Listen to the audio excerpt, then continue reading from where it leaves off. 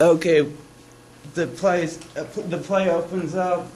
Let's go through the characters. We've got Melissa's playing Anna.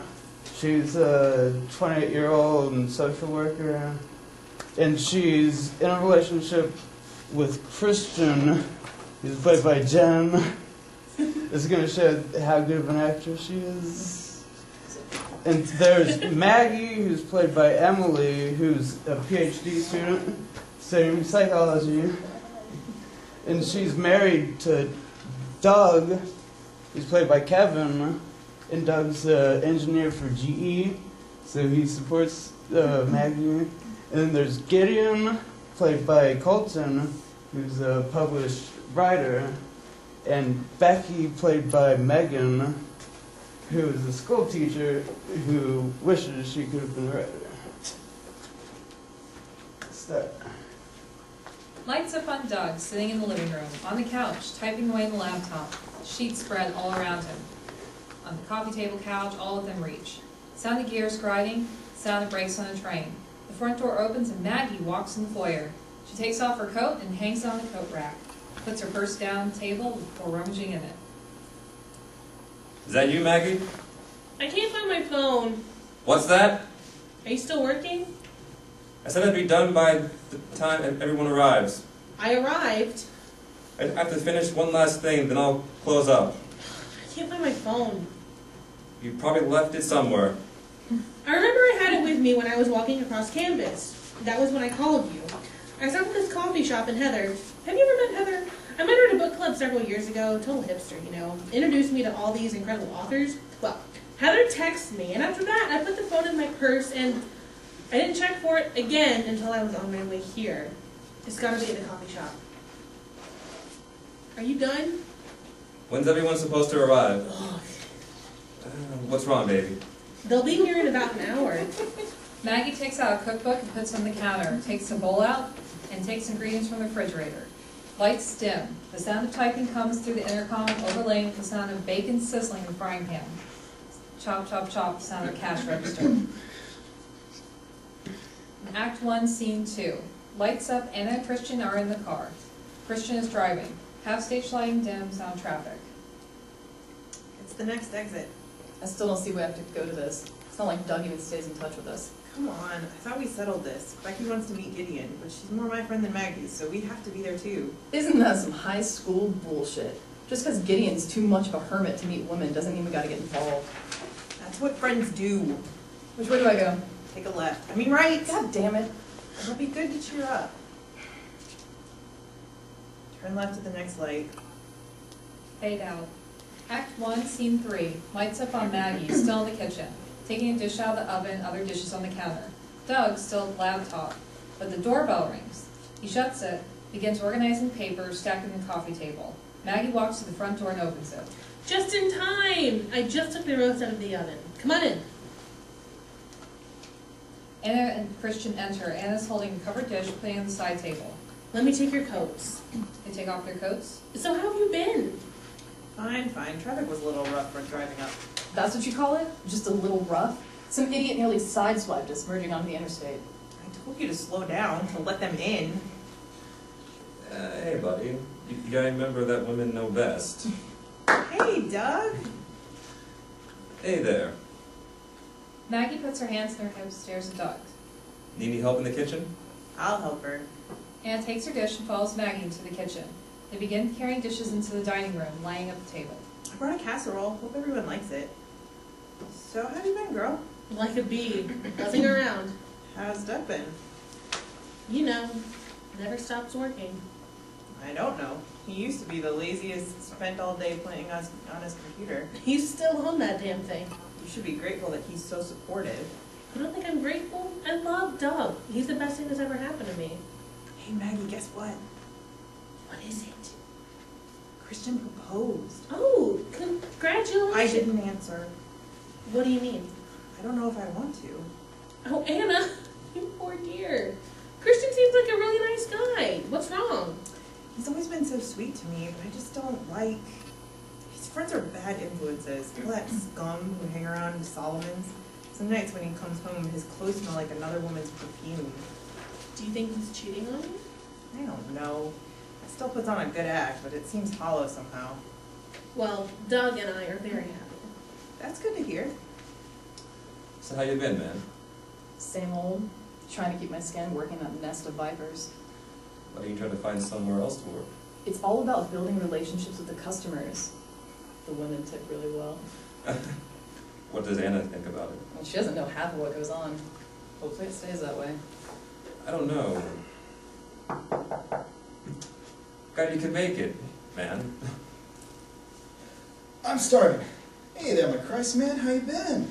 You know, kind of fucked, but good. Works good. At least you get to drink on the job. Say, you have anything? Yeah, there's beers in the fridge and a couple bottles of wine. Maggie made some Jello shots. She did? Damn, she's got my number. Shit, we back in college? I wish. Christian enters the kitchen where the women have finished setting the table and chatting. Gideon takes off his coat, puts on the coat rack. He walks over into the kitchen. His coat slides off into the floor. Doug stands in the doorway as Gideon takes 2 bottles from the fridge. Hands one to Christian. Thanks. Doug, you want one too?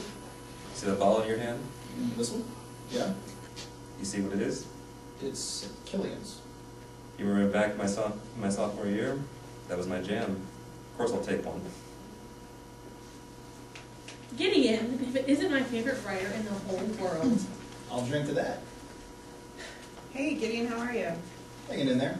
You? Well, I'm a little mixed up. So, where are all these Jello shots I've been hearing about? They're in the fridge. Strawberry in the front and key lime in the back. Christian opens the fridge, takes out a couple small cups, handing one to Anna. Anyone else want one? Ooh, me! You want one too, Doug? I don't know. I might stick to a beer. Aw, Dougie can't handle a little liquor. Come on, baby, have one. Or two. Or 3. Okay, hand me one. I'll sorry, serve me up too. We're all going in. Oh, and can I have a kilo? Christian disperses the cups, turns to face group. Bottoms up. He empties a cup in his mouth, others follow suit. Doorbell rings. She's here. Anna goes to the door. You didn't tell me anyone else was coming. Anna invited her friend. Hey, be happy. This is supposed to be a party. Anna opens the door and Becky walks in, holding a bottle and a brown bag. They squeal, giggling, hug each other. It smells delicious. Let me take your coat. Becky slips her coat off, revealing a low-cut top, black satin dress. Anna laughs. Oh, you wicked temptress. Where is he? Everyone's in the kitchen. Come. Becky puts the ball on the counter and she walks in the kitchen. Maggie runs forward and hugs her. Glad you could make it. I wouldn't miss it. You've already met Christian. Doug is Maggie's boyfriend, and this here is Gideon. I've heard all about you. Anna tells me you're a published author. My name's Rebecca. Yeah. Let's do another Jello shot. Everyone, load up. Oh, goody. Do you want me to get you one? Sure. Get a strawberry one? Of course. Laughing, Becky touches Gideon's arm, just to wait for the others to get out of the way of the fridge. Christian takes a Jello shot out without turning from the fridge, immediately grabbing another one. You know, you should pace yourself. Hey, what's the matter? I'm just getting in the mood. Space clears, Becky grabs 2 Jello shots, returns to Gideon. Thanks. What was your name again? It's Rebecca. People call me Becky, but I think Rebecca sounds more mature. It's nice to meet you. Okay, everyone. Thanks for coming over. I'd like to give a toast to those sweet college days when we were all together. We were all in the same place, and those kinds of friendships are the best. So cheers. We're all together again. Cheers. Everyone downs their shots. The food's gonna get cold if we wait. Yeah, I'm starving. To the kitchen. I'm gonna open up a bottle of wine. I brought a nice red. We should start with it. Okay. Becky grabs the bottle, Sam's bag, and follows the others into the dining room. Doug sits at the head, Maggie beside him. Christian and Anna sit next to each other. Gideon takes the end, so Becky sits next to Maggie. Where do you keep your corkscrew? I'll get it. Maggie goes to the kitchen, Becky sits down next to Gideon. Becky puts her hand on the table near Gideon's hand, puts his hand in his lap. You know, I like to write too. Mostly poetry, but some stories. I never really got the hang of poetry. So, how have you been, Becky? I've been doing real good. How about you, Christian? Still working at that bar? What's it called? Solomon's Pub. Yeah, I can't seem to escape. I was sure Anna would get you out of there. What do you mean by that? You go after men who you think you can fix? I fixed you, didn't I? Hey, fuck that, I don't need no fixing. Anna fixes Christian with the stairs. Maggie walks back to the dining room. Here's a corkscrew. What are you talking about? I'm just surprised that Christian's still working at Solomon's. Hey, buddy, we can't all just be engineers like you. Engineers need a place to go at the end of the day, so that's what I do. I'm just saying. That's not nice, Doug. I was just joking around. So how does this work? What do you mean? Do you, like, say a blessing? Are you offering? Are you even religious? I mean, I'm just asking. We could just start eating. No! Say the blessing. Ah, jeez. You did offer. Who else wants? Oh, sorry. Becky pours a glass of wine. Who else wants some wine? Me! Becky hands a bottle of wine to Maggie. You think, or you know, I think it's unanimous. Gideon has to say the blessing. All right. Let me get some wine first. Okay, bless this food and the people who made it, and bless those less fortunate than us who will go hungry tonight. May we be grateful. Amen. Everyone starts dishing food to their plates, passing food clockwise. Can you pass the butter? Anna passes butter to Doug. Oh, Becky, can I get some wine too? Becky passes the ball to Anna. Everyone starts eating. So, Gideon, are you writing anything currently? Well, you know the feeling of how the entire world is an unknown, the feeling of childhood? I'm a sucker for nostalgia, so I thought, hey, why not capture that feeling? Problem being, I can't remember much of my childhood. My sister's a couple kids, but childhood today ain't what it was when I was growing up. The other day, one of my patients brought her toddler with her. That baby spent the whole time playing on her tablet. These kids don't know a world without all these computers, learning to use them like when I learned how to ride a bike. But you try telling their parents that it might not be good to let the kids play with their tablets and phones and computers. Sitting a kid down in front of a TV screen and giving them another screen might hinder the development of their brain. That just makes them exasperated. Oh yeah, they'll say, you have kids? Like it's some rite of passage. Like before that, you can't understand how much attention a kid needs. You try entertaining one of them someday, they'll say, I'll do anything to get a moment of peace and quiet. I'll be the one of those parents just don't have the patience for kids. You told me that you love children. I love the idea of children, the idea of a blank state, of the unwritten future. That's what I wanted to capture. What if we could erase all of our experiences and begin again, create a new identity for ourselves? You know, you could get a job. That's funny, man. My job is writing. I'm just saying. So anyway, I've been doing some mind exploration in my childhood trying to clear out the fog, to find that feeling again. I miss innocence. Wow, I miss innocence. Did you write that? I just said it. This casserole is delicious. It's a family recipe. That's fascinating. Thanks for making everything, Mags. Don't mention it. A toast to all this delicious food. I'll drink to that. Cheers! Everyone drinks. I've got a toast. Here's to the pineal gland. Pineal gland? She's writing her thesis on the role of the pineal gland. And about how it's atrophied. Cheers to the atrophy of the pineal gland. Cheers! They all drink. How do you think it's atrophied? It's not a secret that the pineal gland produces melatonin. It senses darkness to tell it when to start releasing melatonin. If you think about it, back in the old days, back before the light bulb, once the sun went down, it was dark and people would just go to sleep. But now we have light bulbs. And worse, we have computers and televisions. So it's preventable. Well, sure. We just have to turn off the screens when it gets dark. Did you know the pineal gland is also supposed to produce DMT? DMT? Like the drug? That's just a theory. I read a study that was done on rats that they actually found significant amounts of DMT in their brains. But What does the pineal gland produce DMT for? What I've always heard is that the pineal gland releases DMT at the moment of death. So dying is just a trip? I don't... It's like, did you ever read that story, An Occurrence at Owl Creek Bridge? Oh, that's a great story. What's it about? A Civil War soldier, I think he was a Confederate, is being hung, and he imagines the rope snaps and he gets free and runs off. But then in the end, you realize that it's all a dream and that the rope didn't snap. Right. I don't see how that's connected to DMT. It shows that the moment of death can feel like a long dream. You hear about people's eyes flashing before their eyes. That's just the firing of synapses. How can we know what happens when we die? It's not like we can ask someone what it was like. I like to think that the release of DMT helps smooth the transition into another dimension. Ugh, I need another beer. Anyone else want one? Grab me one. Christian stands and goes to the kitchen. When you say another dimension, are you talking about heaven? I don't know. Not really. It's more like our bodies anchor us in the third dimension, so when we leave our bodies, we enter the fourth dimension. What's the fourth dimension? Have you been studying quantum physics? The fourth dimension is, I think, the progression of time. Okay. Christian comes back to the dining table, hands a beer to Doug, and sits down. Thanks, man. No problem. So, what does it mean to enter the fourth dimension? Well, Don't even try to understand. during our everyday life, we just see the moment we're living in. In the past and the future, just abstract concepts, dreams. But when we transcend the moment, we become the past and the future. But if you're dead, then how can there be a future? Okay, maybe not the future, but we become the past. Truly enlightening, Gideon. Never heard that before, that we are our memories. Christian closes his eyes, rubs his temples. What's wrong, baby? Nothing. Picks up his fork. Maybe that's what heaven's like. Did you catch the game last week?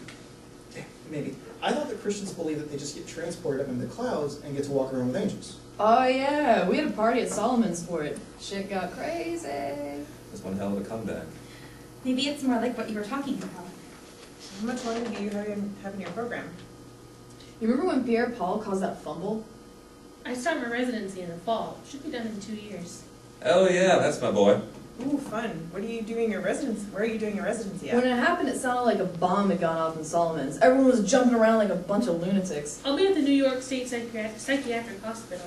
I've had to deal with them some. Seems like they're really understaffed, but they're nice people. Are you worried about dealing with all the crazies? Doug, don't talk like that. They're just people who need help. It's one thing to study psychology, but actually dealing with these people is another issue. Helpless people is the best part of the job. I'm always happy at the end of the day, knowing that I made a difference. I'm excited for it. I'm gonna give another toast. And don't you fuck it up this time, Gideon. What's that mean? Maggie wants to talk about herself. That's not fair. You got to give a toast earlier, so now it's my turn. I need some more wine. Let me top my glass off first. Anna pours some wine to her glass, hands the bottle to Maggie. Maggie gets half a glass before the wine empties. Oh, it's empty. I'll get another bottle. Did you leave the corkscrew out? Yeah, it's on the counter. Becky goes to the kitchen. Okay, now it's my toast. To the human brain, how complex it is. How all our memories pile up and give so much meaning to everything that happens. See, Doug, it wasn't about me. I'm impressed. Cheers. Everyone drinks. Becky comes back with a new bottle, pours some for herself, and hands the bottle to Maggie. Fills her glass to the brim. Now that Becky's back, it's time for my real toast. Another beer.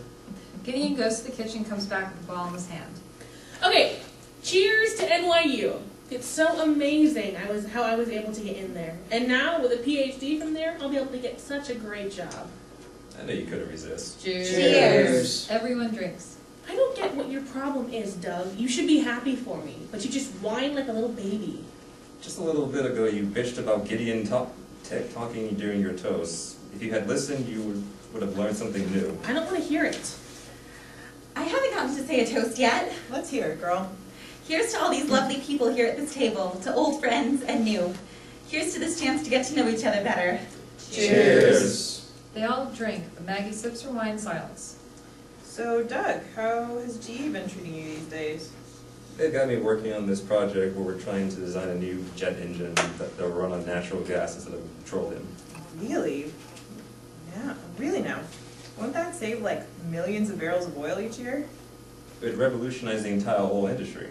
When do you think that'll come out? For commercial use, could be a decade or more. It's amazing how your work could change the world. It's not that amazing. I've seen him sitting in his underwear punching all those numbers. That's only here. You should see the factory. It's like one of those science museums. I'd love to see it sometime. What the fuck? You know Doug's my husband. What is this bullshit? You didn't just drag me here to do this. Oh, shit. I just meant I've always wondered what all goes on up there. I loved those science museums when I was a kid. You remember that globe full of lightning that you touch and it would make all your hair stand up? She's got it. No, what do I look like, a science geek? No, like a drunk. Christian jumps up, but Anna grabs his arm. Yeah, I love those lightning globes. I'd hold on to it until all my hair was standing on end. I wish I had some hairspray with me so I could get it to stick that way. I would be like one character on, I don't know, the Addams Family. It would look funny, like I'd seen a ghost. I've seen those before. Really? Yeah, it was during my book tour last year. It was at this old bed and breakfast just outside of Boston. The house was some old mansion built back in the 1820s. It was decorated to look like it was of that era, besides electricity, of course. All this antique furniture, bookshelves with massive tomes, a display case with old objects that were found in the mansion, Old chain watches, a couple of rag dolls, and pictures of all the original occupants. There's the Peabody Bed and Breakfast, otherwise known as Whitehall Manor. Anyway, I got back from the signing room after 8 p.m. and spent the next couple hours writing. I wasn't working on anything in particular, just trying to keep the juices flowing. I remember as time passed, I started feeling something start changing with how my mind worked. It was like I was seeing the walls around me as they stood in 1820 and not today. I started to forget what year it was, but then I had to pee. So I left my room and walked down to the hall of the bathroom. As I stepped back out of the bathroom, I looked down the hall and saw someone step out of my room and then step back inside. What did you do? I ran down the hall into my room and nobody was there. I even looked under the bed and in the closet. That's so scary. No kidding, I packed all my stuff up and spent the night downstairs on a very hard couch. You really are an asshole. Me? What did I do? You invited your old hoe over here, so... You're calling me a whore? Please. You cheated on Doug. It was a mistake. I can't believe I'm hearing this. I can't believe you tricked me into coming. Baby, I'm sorry. It's just... I want you out of my house. Shit just hit the fan. Maggie, don't go all crazy. Who are you calling crazy? You want to go to another room? Babe, we're all old friends. Lately everything's been so busy, it's been hard to keep up with these friendships. That's all this is, going back to our roots. You mean Anna? You son of a... No. To that mindset when we're less to worry about. That's all I wanted. Yeah. Becky grabs the half full bottle of wine and follows Gideon to the foyer. They climb the stairs, exit off stage. No one else notices. I've had enough of this bullshit. Man, we weren't even that good friends. When was the last time I heard from you before you came up with this idea? Probably the day after the Super Bowl. Man, it hurts me to hear you say that. I looked up to you, man. Before I met you, it was a close chase. I owe so much to you. I'm not blaming you, bro. I know this is Anna's little scheme. No, it isn't. Sure, I hadn't seen Doug in years, so I wanted to catch up with him. But baby, you're mine. Are you gonna say yes? I told you. What the fuck is there to think about? Babe, this is a serious thing. Wait, you proposed? I've never been so serious. Did you know? If you were serious, you'd actually listen to my advice. Anna told me earlier. What is there to listen about? I've got my setup and you got yours, and it works. Why do you care? Why can't you just leave the bar? Leave the bar? It's an awful place. You're surrounded by the worst kinds of temptation. Well, I think it sounds like a great idea. You should do it. I've told you that I never drink on the job, so I can resist it just fine. Ha. The booze is bad enough, but then you're surrounded by so many scumbags, so many tramps. Is that what you're worried about? That the women flirt with me and maybe I flirt with them back? I know you do that. Don't you care how anxious it makes me? Fuck your anxiety. Dude, not cool. Here comes Doug to save his beloved. How can you be in a relationship with someone you don't even care about how they feel? It's easy. Why do you have to be like this? Oh, I don't know. Why don't you tell me? You're an asshole. Right. I'm the asshole, not the bastard trying to steal my girl. That's not true. Bullshit. The only reason I came was because we were supposed to be hooking Gideon up. It's such a thin disguise. Do you see Gideon or Becky? Nope. Not so thin now. Yeah, Becky's been dying to meet Gideon. Save your sob story for someone who buys it. I'm going outside to smoke a cigarette. Anna, come with me. I need to use the restroom first. I'll be right out. Christian pulls out a cigarette and stands up, waiting for Anna to follow. When Anna stands, Christian walks to the kitchen out the front door. Anna hesitates in the kitchen. Need another beer. You want anything, Maggie? Shut up. Doug goes to the kitchen. He speaks to Anna in hushed tones. Well, this is fucked. You see why I can't be with him? Yeah, I've got your back. You shouldn't make him wait too long. Anna goes to the bathroom. Doug grabs a beer and goes back to the dining room. Were you whispering to Anna in there? I passed her as she was leaving. She looked pretty shook up. We should tell them to leave. Maggie, you have to understand. You're studying psychology, for God's sake. You know you're married to me. Of course. Until the end. I wish I believed that. End scene. Act 1, Scene 4. Becky leaves Gideon in the bedroom. Becky sits on the bed while Gideon stands looking around. You want some?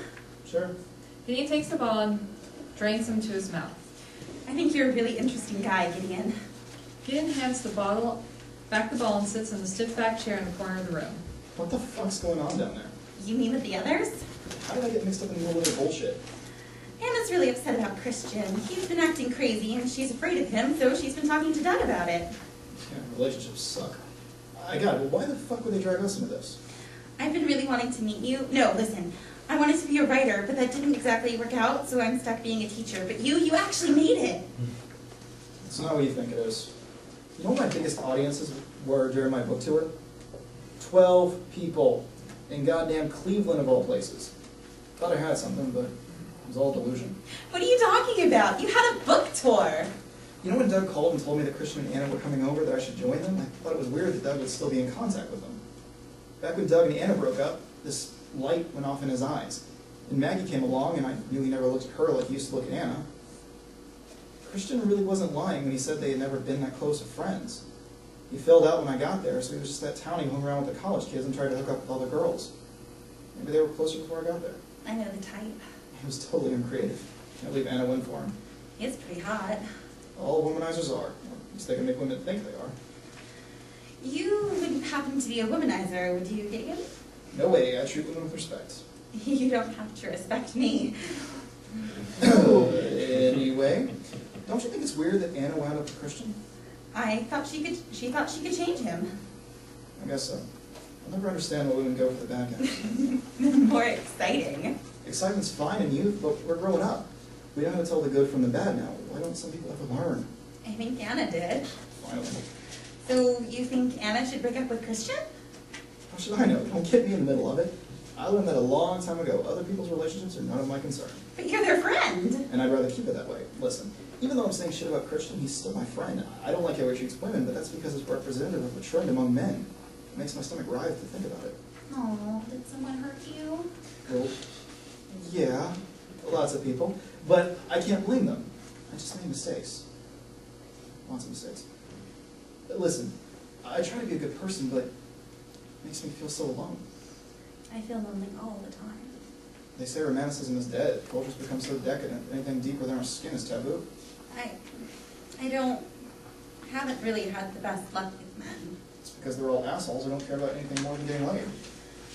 I was in love once, a long time ago. I was with him for 6 years. 6 fucking years of my life dedicated to this asshole. I guess we all have to make mistakes before we know what's best for us. I just keep making mistakes. I guess we'll never stop learning. For sure. Why don't you come sit on the bed with me? We've only just met. I didn't even know that anyone else was coming. No, silly. I've got this bottle of wine, and if you want some, you should come closer. I guess so. Gideon approaches Becky, takes the bottle and drinks deeply. Hands it back to Becky, she drinks the rest. Oh, poo. I have to get a new bottle. See if they calm down downstairs. Be right back. Becky leaves and Gideon goes back to his chair. Becky goes downstairs. Gideon puts his right ankle over his left knee, hums to himself. Becky comes back up the stairs with a bottle of wine, 2 glasses. She puts the wine glasses on the side table and pours.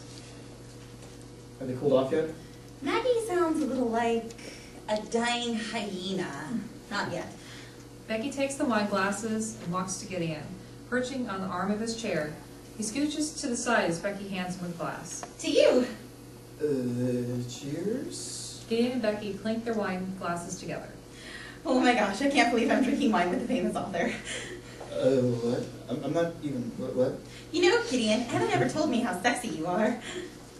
Sexy? Yeah, do you think I'm sexy? How long did it take you to think of that one? What do you mean? Were you thinking of a pickup line all the way down to the kitchen and back, or did it just spring to you right now? Becky stands, walks to the door. No, don't go, Becky. I like you. I just don't do casual sex. What? Hooking up, you know? Gotta get to know him first. Haven't we been getting to know each other? Hard to do with all the lunacy in this house. Anna did tell me you were different. Different how? She said you have a very unique way of looking at the world. It's my trademark. Becky sits on the bed. I've never met a man like you. The best lack all conviction, while the worst are full of passionate intensity. Hey, I know that. It's Yeats. There are plenty of men like me out there, but we're building our own lives, not chasing tail. The worst men are the ones who have nothing to give but sex. Think about it. Sex is the most basic function our bodies do, so why the fuck do people think it's something to take pride in? Sex is just the glue to build a relationship, but it's how you deal with everything surrounding the sex that matters, and not the sex itself. Like, how we communicate. True intimacy is when we paint our portraits in another's mind. How can that be more intimate than sex? The body is so distracting. When we think of love, we think of eros or erotic love, but when Jesus talked about love, he talked about agape, or spiritual love. I'm a writer, so I want to experience life and people fully, to see each other fully. And I was also taught never to stick my dick in crazy, so it's really important to know what I'm getting into before I get into it. What happens when you find out a girl is crazy? It's remarkably easy for a guy not to fuck a girl. They eventually decide I'm asexual and leave it at that. I don't know why. Straight guys usually try to fuck us. Yeah, I mean, you see how fucked up Christian and Anna's relationship is. You go for the easy lay, you get the short straw. Their attention just feels too good to resist. I never could understand why women didn't care if a guy was a womanizer. I knew this one guy who fucked this girl's head up, I'm talking loony bin. And whenever he'd go walking through campus, he'd be followed by a throng of girls. He'd beat his wife and all the girls swoon over him. I mean, girls don't know what they want. My friend, a complete misogynist, said that all women want is to be fucked and told what to do. I can make my own decisions. Ugh, I hate getting advice from a misogynist. Makes me want to prove it's wrong. I do like sex, though. Of course you do, it's science. What I don't get is why it should matter to me what a woman wants. Can I want my own things? If sex is the signing of a contract, shouldn't the contract be clear before it's signed? Sex involves two people, and two people create a world inside their heads.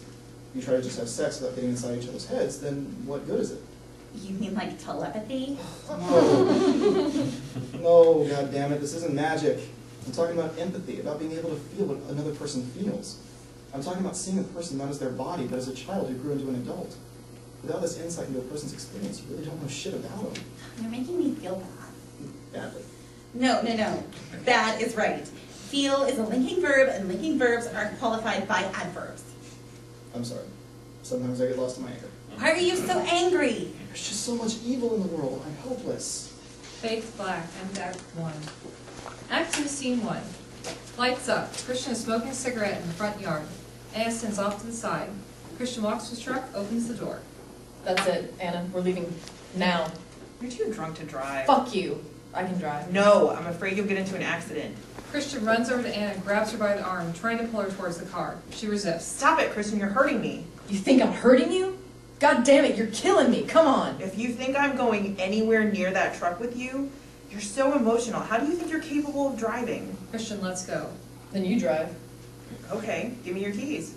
Christian hands the keys to Anna, puts them in her purse. Let's go. I'm not leaving. I'm drunk too, you know. Christian lunges at Anna, who screams and runs away. You bitch! I'm going inside. Don't you fucking dare.